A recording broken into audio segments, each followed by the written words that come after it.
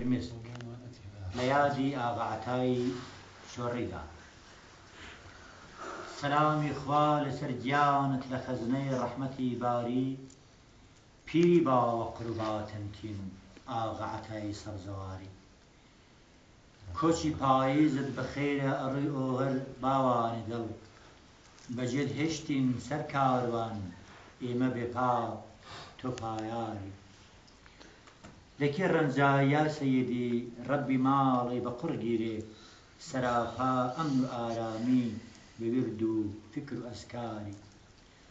تو وارسی فەخری عاڵەم بەواتەی ئایەت و سوننەت، لە جوملەی قائیم اللەیل و مستەغفرین الأسحاری. لەعلی بەدەخشانی یاران یاخۆ عەتای دەگاشێخان، ئەبوو ئیسحاق بووی قوربان یا شێخ فەریدی عەتاری.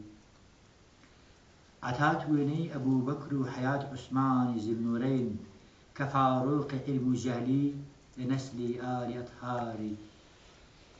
شۆفارەکان قاپی یەزید لە کەربەلای زەوق و نازت، ئەسپی ئاواتت ئەکەن پەی ڕۆڵەی حوسەینی سەرداری.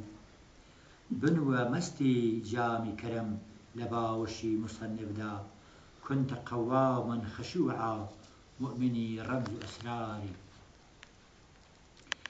لە تەقریر و لە تەحریر و لە تەطهیری دڵ و ڕۆحت، یادی مەردان لە داهاتوو ئەڵێ فەخری کوردەواری. تازیە بارانی بە شیوەن تەرمی پیرۆز زیارت، تازیە بارانی بە شیوەن تەرمی پیرۆز زیارەتکەن، پەڵەی فرمێسکی دا پاییز لە ڕوومەت یار و دڵداری. یا سەیدی داد و ڕووڕووی ناوچەکەمان کە بێتۆیە، عەرزی فەخرولئەنبیاکە کە ئەم جارەش بکات چاری.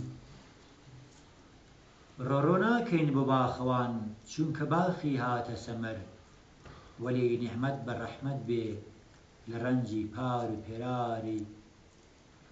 نووری نوورانی شەریعەت بڵێ سەیدی هەتا مەحشەر، ئەسووتێنێ خەس و خاشاک بەشارەت بێ لە ئەبراری.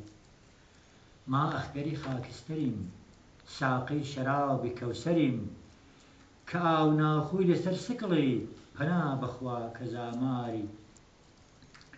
تازیە بارانی مامۆساین نەک هی شەرع و کتێبخانەی، خاتمەی چۆڕی ئەوا هات پایەدار بێ یادگاری.